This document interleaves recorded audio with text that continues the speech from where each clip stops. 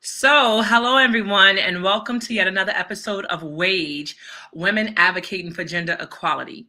Today's show, we have an amazing guest for everybody. I can't wait to introduce him. But thus far, I'm going to just introduce what today's topic is. And basically, we've been marketing it as Health Matters. And we know that it does, right? So, health is wealth, and we don't want to live in poverty.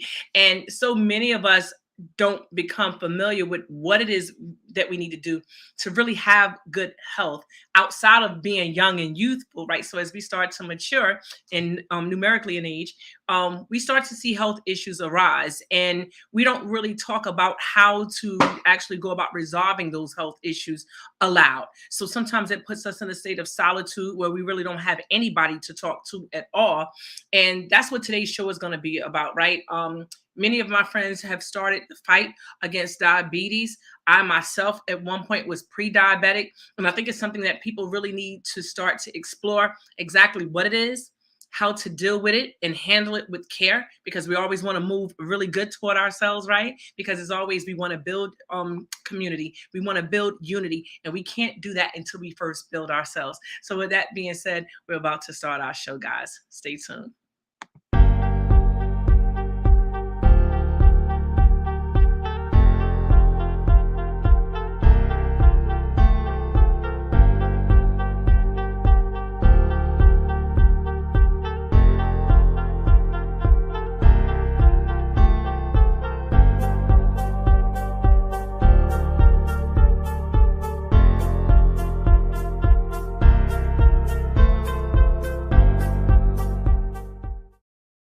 So, hello everybody, and welcome back. Welcome back.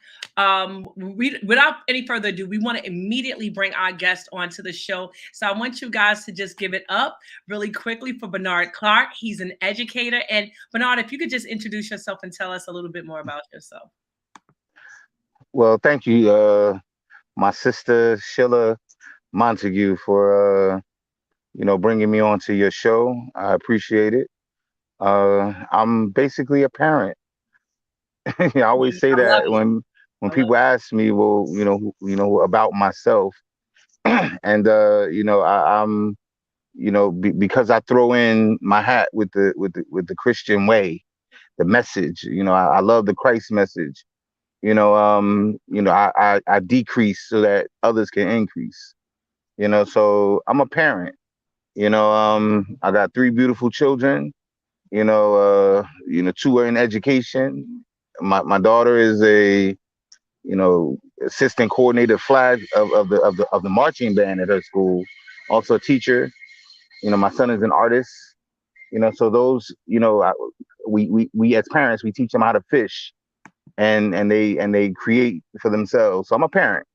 Right. You Absolutely. know, Absolutely. Always. Always. Right. It's odd to hear you say that with the start off.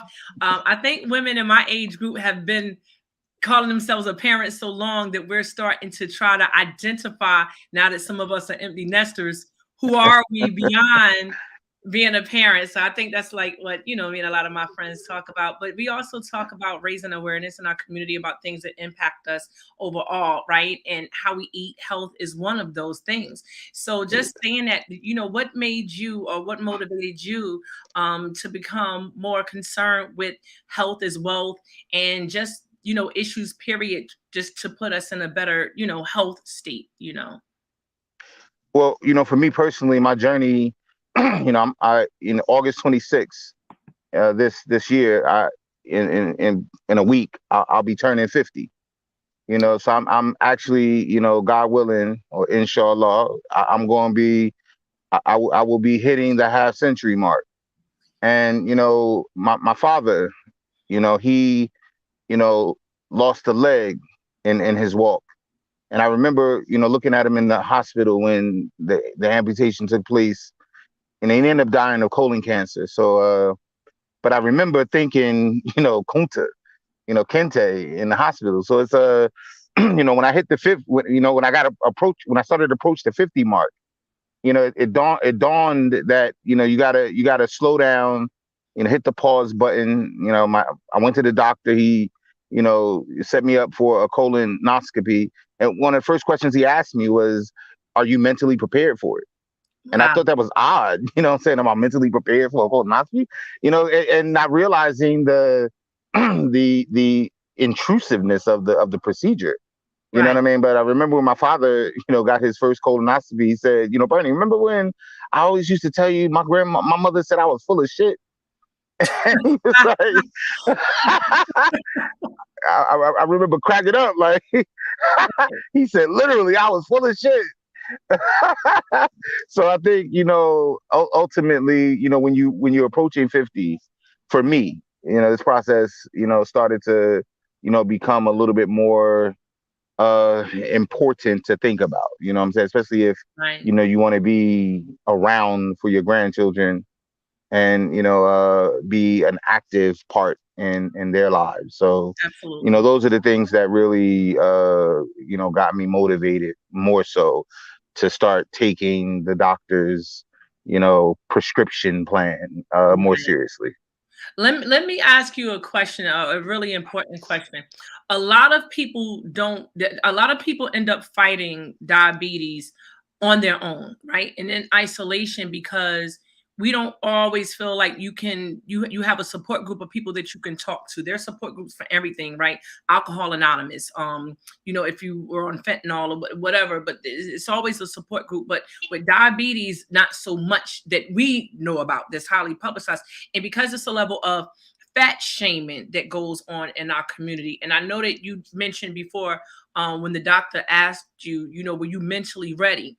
And I think that one of the issues that we have or that we regularly see in our community is the issue of just the emotional intelligence, if you will, wrapped around those conversations. Have you found that to be an issue? Like, can you share with us how you feel about, number one, sharing your fight, because many people in our community are fighting this fight. And even for years ago, when I heard, oh, diabetes really impacts the African American community, and I was like, where, when? I've never heard that. And it's Yeah. because people don't talk about it. Again, it's because of, I think, in at least my opinion, is the fat shaming. Like, it's always about take that burger out of your mouth, or and it's no emotional intelligence surrounded about it. Can you share with us your experience with it? Do you agree with some of the like more popular opinions I just said? Like, what are your thoughts on that? Great question. I will say this. Uh, you know, People tend, there's a whole ideology behind, helping to motivate people, to get more active. And I think one of the problems we face in our communities, and I think the pandemic like ripped the band-aid open of this issue. We have a lot of people in our community that deal with, obesity, and deal with, diabetes. And a lot of times individuals, like you said, the whole body shaming culture, people tend to, shy away and become reclusive and allow, the enemy, to compound, and by enemy I mean the devil, to compound those issues, by creating this self-loathing that a lot of individuals tend to suffer from, and they suffer in silence. You know, going to, like you can literally walk into one of those AA meetings, or dealing with any meeting dealing with addiction, and no matter how traumatizing those stories might sound, people are there, with a supportive ear, and empathetic, and sharing their own experiences. No one really throws out the baby with the bathwater. And there's an emotional intelligence, like you said. There's an emotional intelligence there, where it's like, people are there to encourage the walk.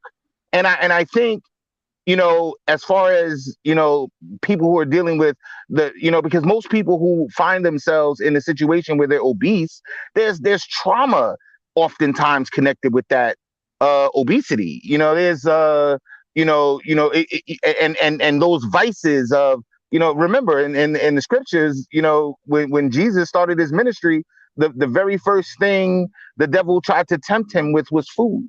And I don't think we realize the power of, of food in our culture. I think we do, but we don't tend to, allow that kind of trauma that happens with individuals who find themselves in that obese place. We don't have enough, positive support processes where, people display that kind of emotional intelligence to bring people together, as opposed to creating, we have this concept in our culture where it's, tough love. And Right. I don't know love to be tough. You know what I'm saying? In any moment I've had in my life where, love was at the root. Love is a beautiful thing. It's not something that, it tears one down on any level. And I think when we have that understanding and create, like, I'm very interested in the, creation of support groups that, where people can, come together, who are dealing with issues similar to, like, I don't understand if, food is one of the biggest addictions. Why we don't have these, the same level of intensity when it comes to wanting to solve the drug addiction issue, whether it's alcohol or any other, substance. It's easy to find one of those meetings. It's like you can find hundreds of people who are investing time and resources into those realities. But, one of the biggest killers in these food deserts that we live in, is obesity. And, I'm just looking for those, entities. One of the things, we're trying to do is to get, some type of hotline number, what I'm saying, Right. where people could call in when they're going through those self-loathing moments where they feel shamed and they feel all of the intense eyes on them, and they don't want to really, get out there and work out and, and eat healthy. You know what I'm saying? I was in a vegan restaurant once, and there was a, couple of heavy set, people in there, and just looking at the snickers that come from individuals.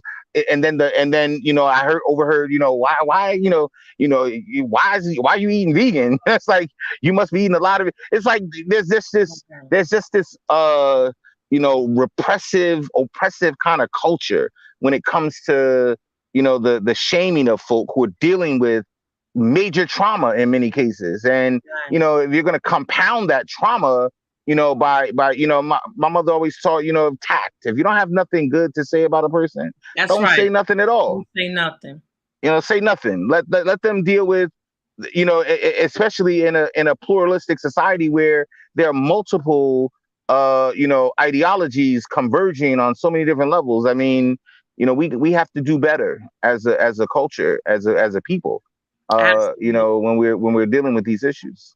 Yeah, and I think that all the way around, like I said, everything is relative, right? So everything is related. So we talk about the emotional absence of maturity in dealing with those issues, but there's an absence of maturity, period, in terms of dealing with conflict. I just read an article, it was talking about a young person around 17 years old that lost their life because of a shooting at a party. That's a young person, and so the tools clearly probably it wasn't there to resolve this conflict, right? And so overweight, right, being obese, obesity, those are still conflicts, right? Different types of conflict, but yet and still conflict. So how do we combat that, right? When we, for the most part, grew up, many of us have the same older patterns of eating, right, that we got from our parents, that they got from their parents, and so it trickles down. So it's hard to start to just do other things in terms of eating patterns, right? So many of us Mhm. are used to brought up we're brought up on eating pork. So even if we Mhm. stop, right? So many people were brought up on only eating chicken, right? And then Mhm. now we're seeing the chicken getting injected with all kinds of things, right? And it's like, okay, what's in there? Right? So then people want to become vegan, but then so what is being done to the food that's supposed to be vegan? So if you're eating fruit, right?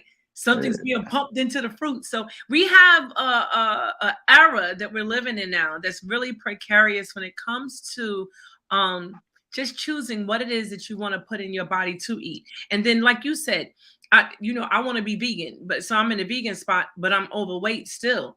How do I combat that? How do I know how to gauge my metabolism, right? And even what we eat is also related to your blood type.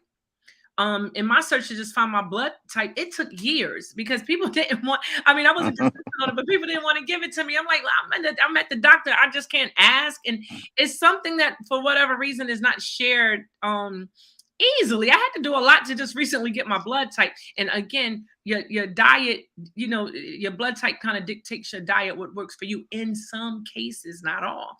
So just to get back to you because you're saying some really good stuff. How much of these comments that are being made in the Snickers do you quantify as a level of bullying? Do you see it as bullying? And if people are bullying, are they aware that they're bullying? You know. I have a couple. I have the, I had the pleasure of, being a football player and a wrestler, when I was in Yeah, high that's school. right. And so I got the benefit of having a couple of health gurus that are in my intellectual inner circle, so to speak. And one of my brothers, Denial Robinson, Regan Slade. But when I went on my Jesus fast the first time, and I do this Jesus fast every now and then. But I remember when I went on this Jesus fast the first time a couple of years ago, my 40-day, 40-night, water fast. When I Right. came out of it, I called my boy Denal and I said, what should be the first thing I eat? You know what I'm saying? As I'm coming out of this fast. And he said, just get some tea. Get some tea, because you don't want to start off after cleansing yourself. You don't want to start off with the Frankenfoods. That's what he calls it. Right. Frankenfoods. It's like you got so many different cultural realities in America.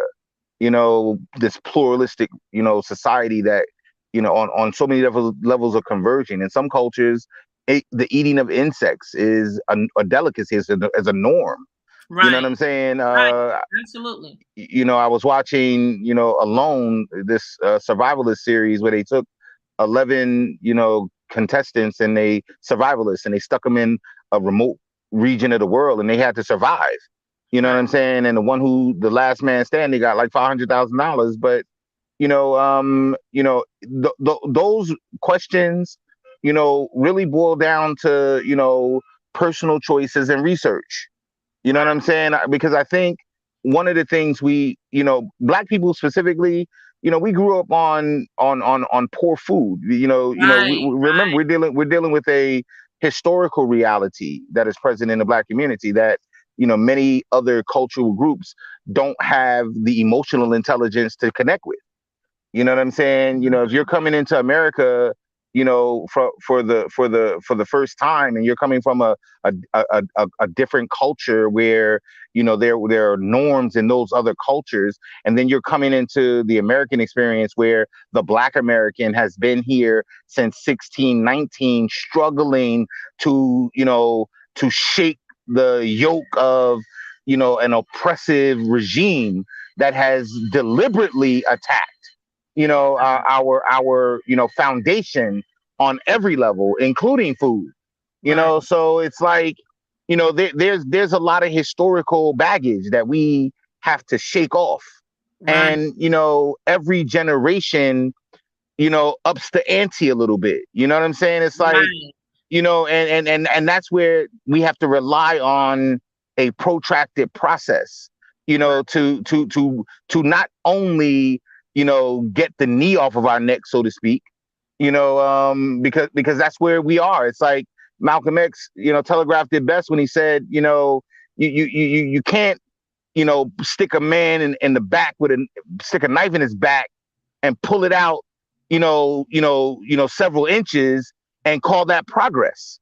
It's not progress until you pull the knife out, treated the wound, healed the wound. Then we can start talking about progress. Right. Right. So we're in a situation where we're still in this boat, and the boat is leaking. So the Titanic is going down as far as Black culture is concerned. you know this is why we could have moments where in this pluralistic society, we're attacking places like Chicago and attacking places, where the violence is out of control.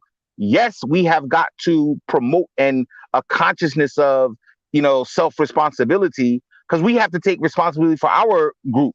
We have to take responsibility for all the things that happen with amongst us. But at the same time, we have to apply that emotional intelligence so that we understand we're not trying to grind each other into the ground. We want to lift each other up. We want to teach each other how to fish. We want to, teach each other how we need to become whole again. Right. And in becoming whole again, it's a protracted process for us, because, every two steps we take, sometimes we're getting pushed back three. And then sometimes we take three steps and we get pushed back two.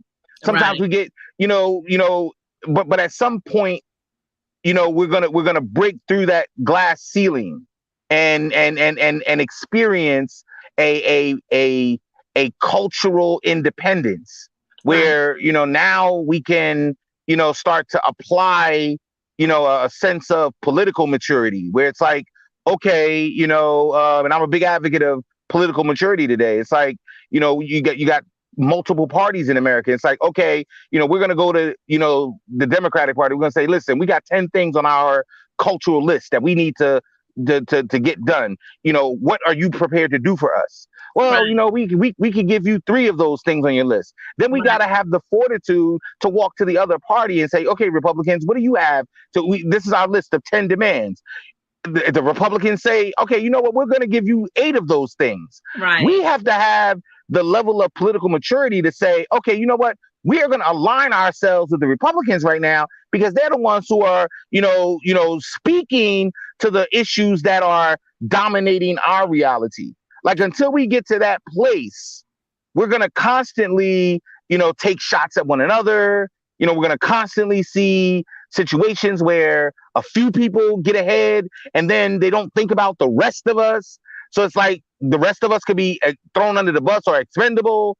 And, the grassroots organizer is constantly left in that place where it's like we're always pushing against the grain. I always talk about, if Du Bois and Booker T were to join, if they were to join, or if, Garvey and Du Bois would have joined, or if Malcolm and Martin would have joined, what could we have accomplished? Right. What could we really have accomplished? So listen, so I want to go to one of the comments here. Shonda Jefferson makes a comment: not enough Black doctors to deal with our community, mental and or physical health. She goes on to say we need doctors that understand our issues and concerns without bias or ignoring us. What do you say to that listener on today, Bernard? I would say, number one, organizing, our own health groups where we reach out to a multiplicity of health professionals to bring resources into our spaces. You know what I mean? And then identifying those. I remember I was watching a documentary that really, hit home with me. It was called The Janes. And it was about the whole abortion issue, where these women were watching abortions being done in these, back alley, hotels, and, by hack doctors that was controlled by the mafia. And these women got together and started, identifying health professionals who were on the side of, helping these women on a health level. And, it was revolutionary to do that. But we need to do this something very similar today. The doctor I'm seeing, he's an African doctor right out of Irvington, New Jersey. You know what I'm saying? Very, very, a specialist in internal medicine. And, he has an amazing bedside manner. You know what I'm saying? You go into some doctors and, again, it's like that idea, that tough love. No, it's like, I always was, learned that you get further with sugar than salt. Yeah, you know what I'm saying? Absolutely. So we need to start identifying a database of resources that are available to us and organize groups. You know what I'm saying? Where people can have that same reality that comes with like going to an AA meeting. You know what I'm saying? Where everyone in there is about building each other up and not tearing them down. You know what Right. I'm saying? When people feel comfortable in those spaces, and in those spaces, that's where we're gonna, identify these resources, identify those doctors that are empathetic, and it don't necessarily have to be, black doctors. If the group is a brown and black group, you know what I'm saying? It Right. doesn't matter the professionals. We want the best professionals advice. So we're going to talk to nutritionists. We're going to talk to, individuals who are into holistic health. We're going to talk to, doctors who specialize in internal medicine. We're going to talk to bariatric surgeons, and we're going to bring that information into the group so that we can start identifying a database of resources that we have access to, hotline numbers where, Yeah. when you're going through something emotional, or you're suffering, or, somebody called you fat at the grocery store, and, it broke you down emotionally, and now you don't want to go back in that grocery store again. You Right. know what I'm And listen, saying? yeah, listen, if I can just interject right there, I want to put up another comment that touches on that. Shonda Jefferson says people over it for many reasons. Stress, depression, anxiety, guilt, grief, etc. Food becomes comfort for some people. And I think that that's something too that we need to pinpoint just in the fast-paced society that we're living in today. People do deal with depression and trauma in different ways. And definitely, if you are turning to food, right? Because some people turn to gambling, some people turn to church, some people turn to, like you said, alcohol and join AA, right? So there's so many things. Some people shop, some people do a plethora of things, right? But ultimately, people do turn to food. Food is one of the things that people turn to in a time of stress, right? And I don't know if they're always aware of it. So to be aware of it, right? What does that look like, especially? And I want to bring up another comment at this time. Shonda also says healthy food, right? So as you're turning to food, healthy food, like you try to battle one problem with another one, and then you run into another problem.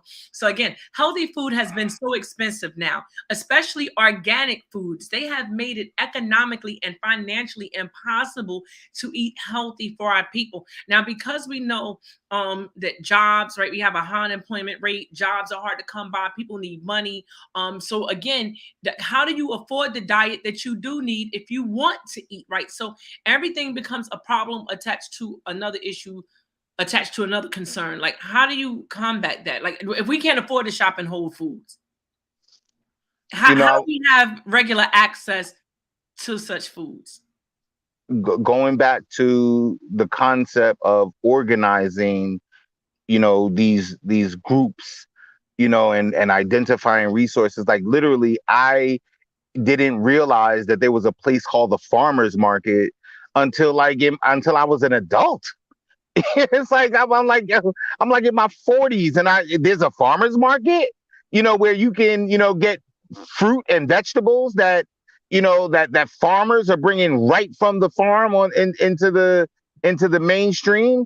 We have got to, the one problem we have is the things we don't know. Right, There's so many things available to us in this society, so many opportunities. And even in chaos, there's opportunity. right, It's like, we just have to, in other words, we need a growth mindset. right, We need a growth mindset. If we can change, I think Malcolm also talked about this. Once you change your thought pattern, it changes your behavior. Once you change your behavior, it changes. I forget the actual quote, but I'm gonna look it up after we finish here today. But it's like, and going. One of my favorite poems was Sadie and Maud by Gwendolyn Brooks. You know mhm, what I'm saying? And it's one of her first poetry books, was called From a Street in Brownsville. mhm, And Sadie and Maud, two different paths they took. One I think it was Sadie who had children out of wedlock, and she scraped life with a fine tooth comb. She lived every moment of it and had a beautiful life. Maud went to college and right, had a different life. But right, I don't necessarily think those are mutually exclusive. It's right, like you can live a very robust life, whether you're a working person, or you're in the scholastic world, or you're running a family. The reality is, unification. The better we unify and begin to identify, you know, the resources available to all of us. You know what I'm saying? You got so many individuals who are like on, Section 8, and then I heard there was something called Section G. Like where families could stay together and purchase homes through the help of the state, as opposed to us always, it's always Section 8, where they give you some apartment. You know what I'm saying? So little, identifying resources that we have access to, so that when individuals are in their journey or their walk and they're trying to live a life that is productive and upwardly developmental, you know, oftentimes, and it's not about, always accessing free stuff. I remember we at the beach, I paid $8 for a map to get on the beach, and some white guy walking by me, uttered talking quote unquote to his family, everybody loves free stuff. You know what I mean? And that's one of those situations like with the body shaming thing, where people who don't have anything positive to bring to a situation, or who don't have tact, who just say things because they want a reaction, or they want that effect, or they want that implication resonating in a person, and we receive it. Our radar receives it. And some of us don't have the fortitude or the confidence in our own walk to just ignore that. You know what I'm saying? I like to take shots back. I'm built Newark, so Hey, listen, I want to yeah. connect something. And forgive me for cutting out. I just want to connect. Nah, you good. Yeah, thank you, buddy. I did just a couple of things that you just said. Because like I said earlier in the show, everything is connected. So what ends up happening is, like, we can be sitting here talking about food and being healthy, but then you could always flip that and start talking about politics, because when you just did it, I'm like, well, wait a minute, what did one have to do with the other right there? But you connected that, and I connected on it as well, because as me, someone who ran for mayor here in the city of Newark, during that congratulations campaign, by the way. thank you so much for that. And just during that campaign, I noticed that people did not want to have the conversation about the actual platform and ideas that I was presenting, that they resorted to fat shaming, body shaming. There was a lot of talk about my body, my forehead even being too big. I needed to lose weight. I had no ankles. Like, what did this have to do with crime? What did this have to do with education? What does this have to do with policing? And it was like I was stumped. And what I realized is that, like you said, it's the emotional maturity, right? This not, I don't know if it's that it wasn't present, or if this was used as a tool, right? For psychological warfare, that they want to psychologically make you feel as a woman that you're not good enough. Because these are the things that oftentimes, I know as a woman, we talk about, right? Am I good enough? Am I too fat? Am I too skinny? Am I this and that? And like you said, if you get caught up in the insecurities, right? If you have them, that'll distract you from everything you're trying to get accomplished. I don't care what it is in life. It'll distract you. And you can't allow for those distractions. And it's really hard when you don't have people around you to build you up. So that's why it's really important, not only that you have people to build you up, and encourage you, right? Not just through diet, but through life at all. And that's what the organization Wage was born out of, right? Just lifting up other women, letting them know that, yeah, you too can do anything that you want to do. If you want to be in business, you can do anything other than just be support staff to something else going on. And you can do it if you're fat, if you're skinny, like if you have a big forehead. So it doesn't matter. So once you come to love yourself and love the skin that you're in, nobody's going to be able to touch that. And you're going to be able to stay focused, right? Stay on code and do exactly what you need to get done. And so that's infectious. So we want to make sure that we push that message to our women who watch the show, and also to know that we can love and support our men in their greatest of endeavors, and know that that's not feminism. That's not competing. We shouldn't be competing against each other, but we do want to lift each other up individually so that we can be greater parts of a whole. And with that being said, I want to go to some of the comments here to see what you think about these. Jessica says, what we eat actually does affect our spiritual health. Wow, I want to hear what you think about that, Bernard. Being able to live in complete peace on earth internally, that is deep. Bernard, I don't know if you want to share a little bit on that comment. Oh no, I totally agree. And I always move through life from the perspective that everything has everything to do with everything. Right, Like everything has everything to do with everything. And I remember, during the Vietnam War when the Vietnamese, they would use psychological warfare against the black soldier. Soul brother, why are you fighting alongside the white man? He don't believe in you. It's like, we, you know, first off, in addressing that particular question about right, spirituality and the connectedness right, of food, one, we have to identify, what that means to especially in a society, pluralistic society, what does that really mean in terms of spirituality? What I mean? You could hear, like I identify with the Christian. I like to consider myself religiously ambidextrous. My first wow, wife was Christian. My second wife was Muslim. You know right, what I'm saying? And I practice both. You know what I'm saying? So I know the beauty of the Christian message. I understand the efficacy of the uniformity that comes with the Islamic message.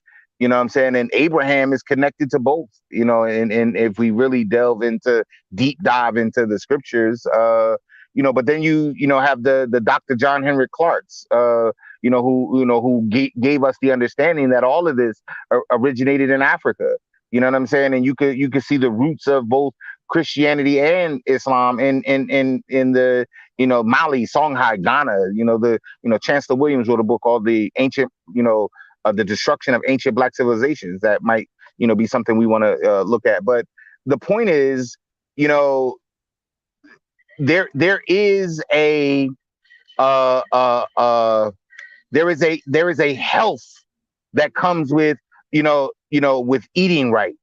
A healthy mind, a healthy body, and I think by making certain that we're healthy in terms of mind, body, I think that opens up the opens up room for then a serious self check in terms of potentially connecting with a higher order, or higher power, so to speak, quote unquote.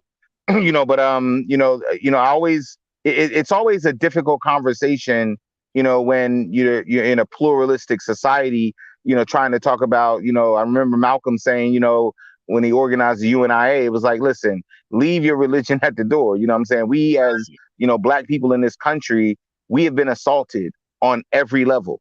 And we're in an environment right now where no one cares about that historical reality but us in most cases. You know yeah, what I'm saying? So it's like, and even us, we'll give each other a hard time. It's like, don't start talking about, being an oppressed black man and not having access to resources and money, and you got a wife, because in many cases the wife ain't trying to hear that these days. Like, get yourself up and figure it out, because we ain't got well, time for that sob story no more. You know what I'm saying? right, And right, that's just the reality. You know what I mean? It's like, and it's we're true, advancing as a society, as a people. right, We're advancing. We're growing. You know what I'm saying? That growth might not be so apparent in some communities, but the overall, culture is I think we're beginning to turn the corner. But at the same time, the argument can be made that we're continuing the underdevelopment, that Manny Marble outlined in how capitalism underdeveloped Black America, where we're like, in this state of social underdevelopment. You know what I'm saying? You listen to the music today and it's like, oh my God, I'm looking at these reels on Facebook and it's like, Jesus, am I in a strip club? You know what I'm saying? And so yeah, we have a lot of we still have a long fight ahead. You know what Right. I'm saying? And right now we need the strongest amongst us to, and when I say strongest, I don't mean, the one who's bench pressing 800 pounds in the gym. I'm talking about intellectual strength. I'm talking Right. about those who put the work in, who, Yeah. have the understanding, who have the experience. You know what I'm saying? And you You know know, what? And let me just cut in right there for a minute, Bernard. When you talk about the intellectual strength, what I noticed with my own fight, right, that I was in the bed with at least 5 or 6 or 7 books around me.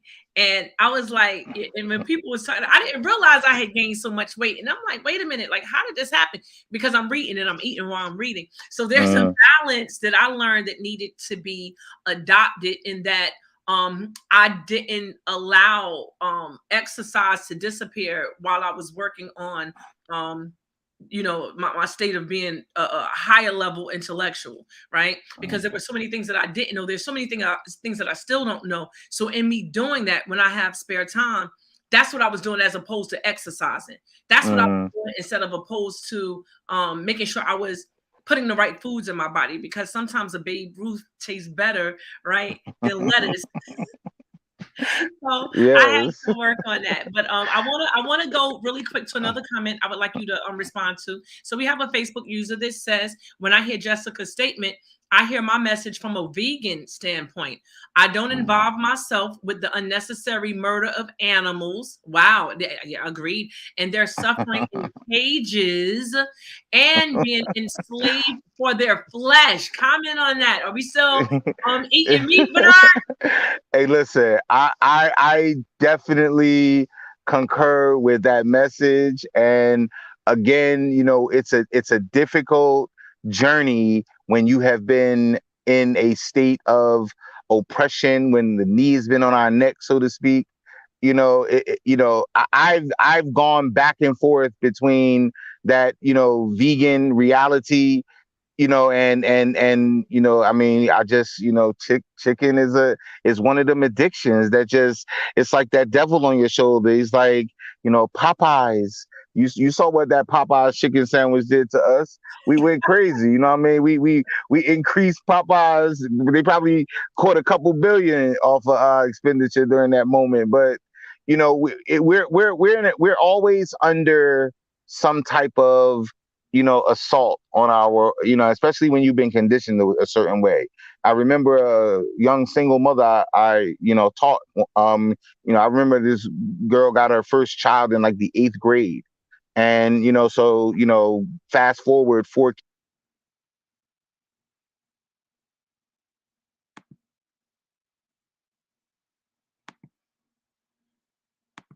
Okay, I'm not sure what happened. I guess Bernard will be back joining us soon. Saying But so, you're okay, taking your kid out to dinner every Friday night, and you get to sit around at some restaurant and teach them these manners, or you get to go to certain places, fly out to the but what happens when you're this single mother, with 4 kids living in the middle of the projects? You know what I'm saying? And right, you want to give your children some type of experience that keeps them motivated to go back and forth to school. And what she would do every Friday night, what I'm saying, she would take her children, walk her children to the McDonald's up the street, and they had one of them play areas in there. And literally, she would let them rock out on a dollar menu when everything was a dollar. It was like, you imagine you're a 2-year-old or a 3-year-old or a 4-year-old, and you're walking to this place at McDonald's, and you got this $5, and she would, so our parents, black single mothers have been creative, and fathers have been creative in, trying to, keep their kids motivated while at the same time, being assaulted and impoverished. So, it's relative to the circumstance. I think, absolutely. some people don't have the luxury in their minds of, especially if they've already, began, without, and they're not in quote unquote the ideal situation that they would like to be in. You know what I'm saying? So I'm all for a moment in our culture where we, all become animal rights activists. And, I don't even believe in keeping pets, because I think a pet is a hostage. You know what I'm saying? And, they weren't built to be living inside of, your home. You know what I'm saying? I pick with my kids all the time about this, my own personal kids. You know, they'll tell you, you know what I mean? Dad, I don't want to hear that. You know what I mean? I'll be like, let that hostage go. You know what I'm saying? So, you know what I mean? There's always going to be a higher level of organizing necessary as you heal. But the point is, we have got to have this ladder of healing where people who are at the bottom of the ladder can be supported as they're walking up the social, economic, spiritual, financial ladder. You know what I'm saying? Right. All the way along the ladder, there has to be people pulling you up as opposed to dumping more on you. We beaten up I remember John Travolta, one of my favorite movies, Saturday Night Live. He said, everybody's always dumping on you, everybody's dumping on the next person. We have got to stop dumping, is the I point. agree. Stop dumping on each other. You know what I mean? Whatever your walk is, you know what I mean? I remember reading Bud Not Buddy with my students, and, Bud was on the train. I guess he was trying to get to his, a picture when his mother had died. And, he's walking, he gets off one of the, train cars because he was riding the train, and he's walking up this dark road, and a black man in a car or pickup is driving along, and he stops and picks him up, and he says, as he's, while he's driving, he said, we never let with what we have to deal with in this culture, where white supremacy, and the Klan, we never leave each other behind. You know what I'm saying? And that's the kind Yeah. of mindset we need in our community. You know what I'm saying? It's like, we got a lot of people struggling to survive, which is why you see violence and all these things resonate.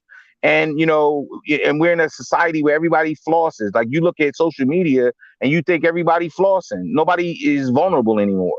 You know what Right. I'm saying? Or they don't want to You look at share that social media, they don't want to share everybody's, that yeah. vulnerability. You know what I'm saying? You look at it, and they can be the most miserable people in the world. But you see these, family pictures. Everybody seems like everything is so, and I don't get me wrong. I agree with the positive energy, but I don't think positive energy should trump, social reality.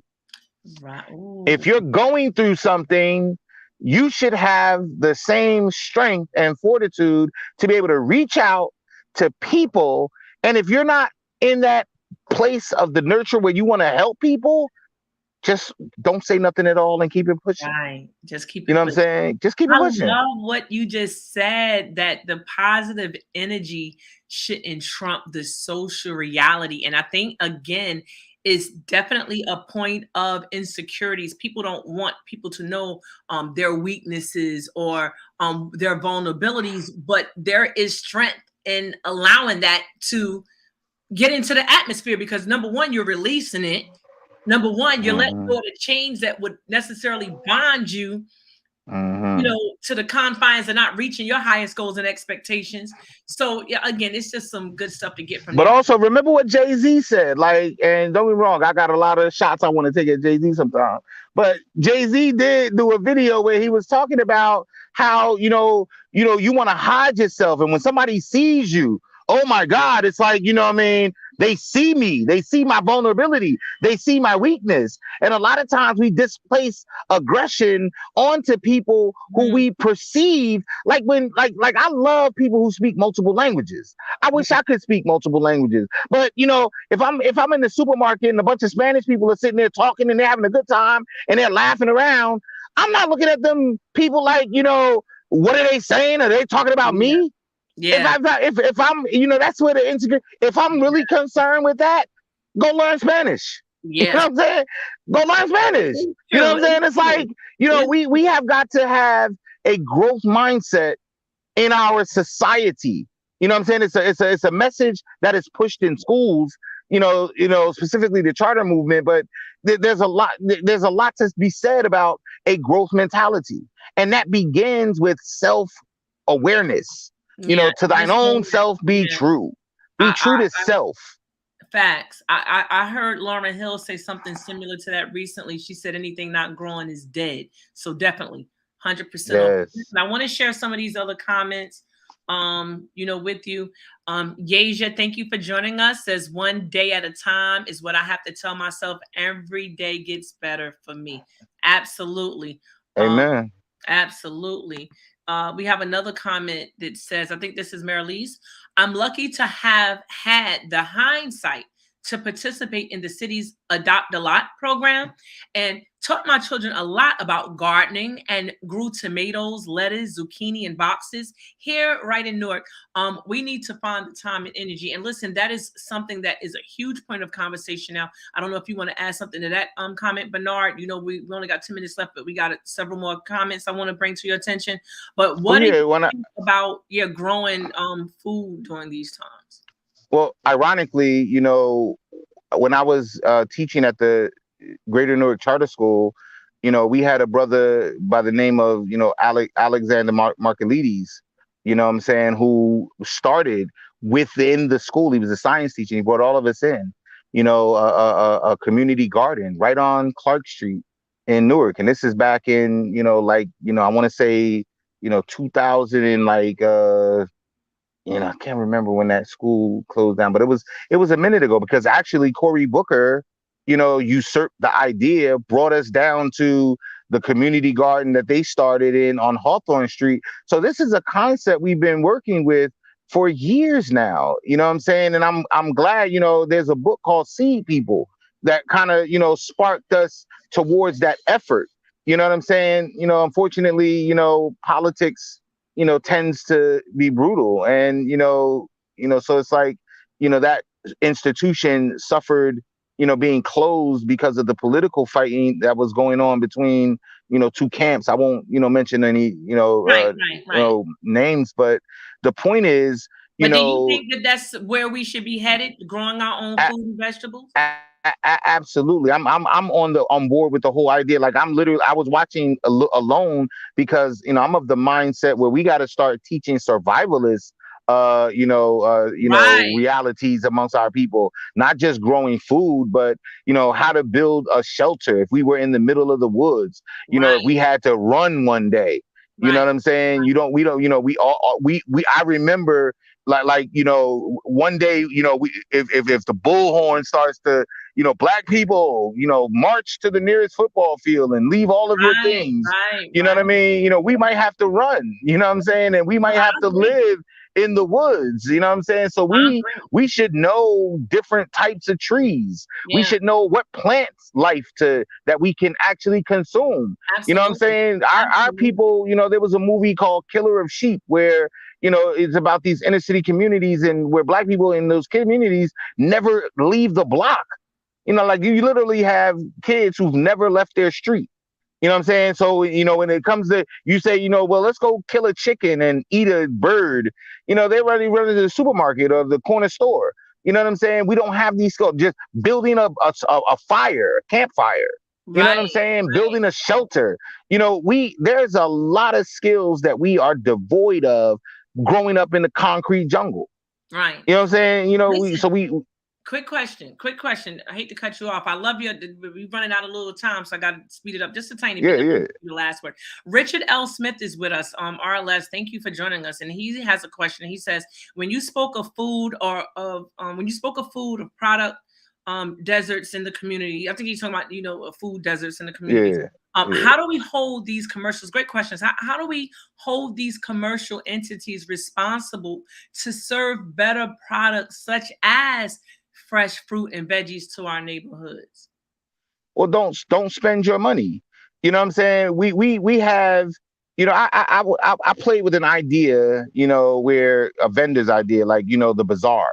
You go to some cultures, and I remember being in Durban in South Africa, and you walk along the beach, and there's like 100 vendors. Everybody got their blanket out, and they're selling something. You know what I'm saying? Those strategies are, something we're devoid of in our inner city communities. But it's like, so many people, like the pandemic showed us this. There was so many different spots popping up all over the place, people trying to sell food. We got a lot of people who invested in, cooking and that art.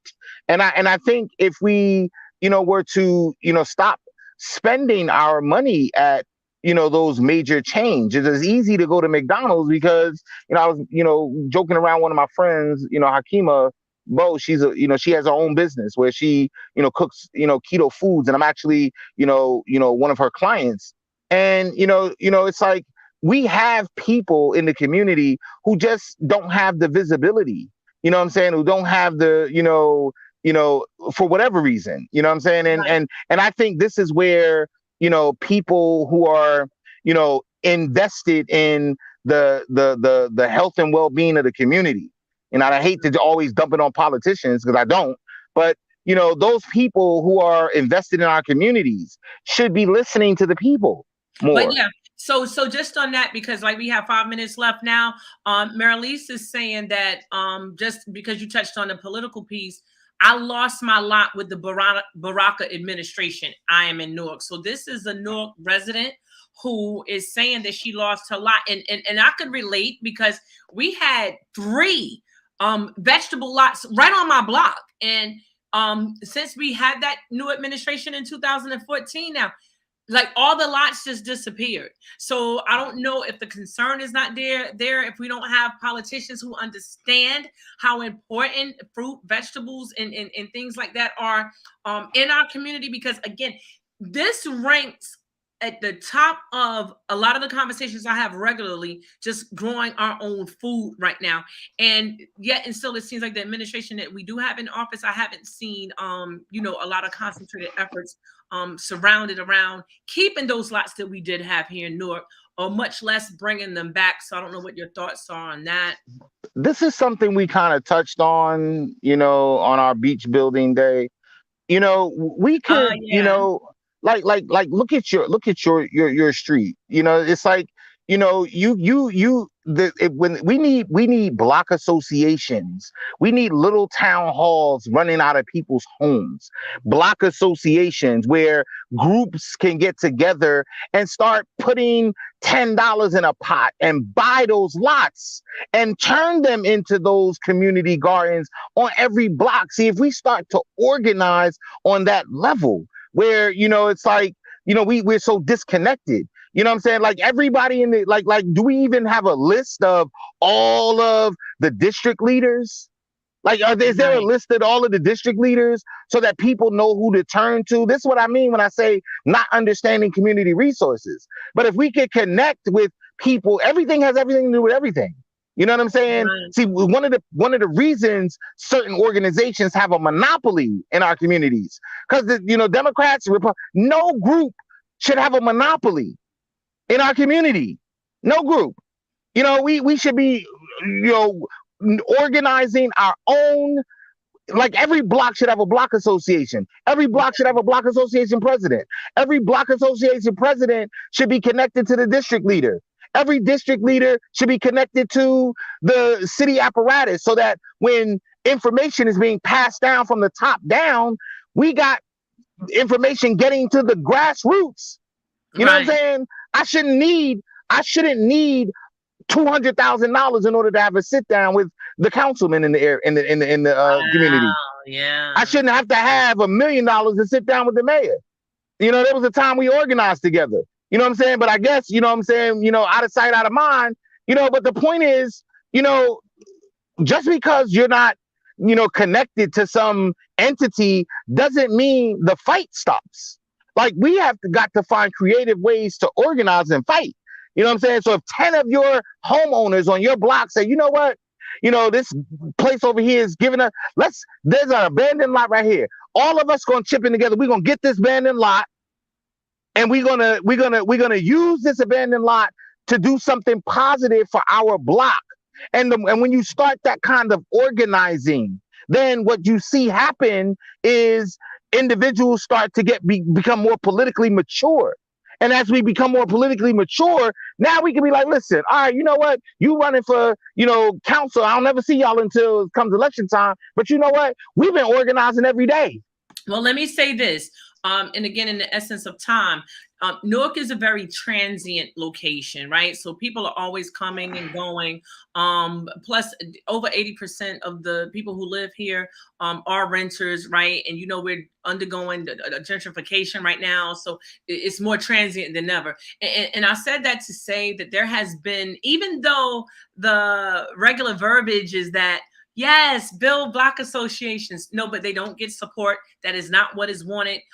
Organization is not what is wanted or is needed, because when people want a plan to go forward, they don't want any community backlash. And what is the best way to diminish that? Is through, just a covert attacks, I'll say, on those organizations that are truly trying to make change in the community. So with that being said, I'm about to bring this to an end, and I really want people to understand that health is wealth, right? And just like in school, as an educator, and we both are, we know if kids come to school hungry, that's going to impede the level of education or instruction that they're going to receive. And nothing is different when it comes to just being a great citizen, right? In order to, be in front of the water situation, to be in front of adequate policing, to be out in front of the gentrification that's going on. What they want to do is they want to make sure that our health is not wealth, whether that's through stress, right, or that, or whether it's through the way that we can get to food. And so, how do we get to good food? We have to have money, and that's probably why both of us, as advocate educators here, ended up having our jobs taken away, because when you don't have money and you don't have a means to take care of yourself, you can't really fight as well as you want to. So we have to already consider that these things have been anticipated, right, before anything was put in it. Because if you want a monopoly, right, you got to strategize to make sure you get it through those means. So with that being said, I'm just going to give you the last word for the evening. What would you like to leave the community with in terms of just fighting, obesity, fighting diabetes, any health issues? How do we move forward as a community, developing ourselves better in that area, as well as developing ourselves as great citizens as well? I will end on the note of, we really must, start to examine true emotional intelligence. And I think if we invest in at least even understanding the dynamic of emotional intelligence, having the understanding that, everyone in the room is important. Okay, Huey said this in, Revolutionary Suicide. Everyone has value. Everyone has value. You might not see the addict as being a valued member of society, but guess what? He taking the groceries upstairs, what I'm saying, for the single mother who just, went shopping with 2 babies in her arm, and he brought all them groceries upstairs for a couple dollars. He had value in that moment. We all got value. And if you have better emotional intelligence as a community, then we start to, empathize and sympathize for one another. And you get further with honey than you do with salt. You know what I'm saying? So, we need a honey movement, where we start giving each other honey and, building each other up. And I don't mean, to say, we overlook the trauma, because that's not what this is about. This is about, helping a community heal in the most effective way, and that efficacy, I believe, will come, with an understanding of emotional intelligence. Thank you so much for joining us today, Bernard Clark. And thank you to each of our listening audience. And until next time. Peace. Hey, always a pleasure building. A 14-year-old boy with a record of drug arrests was shot and killed.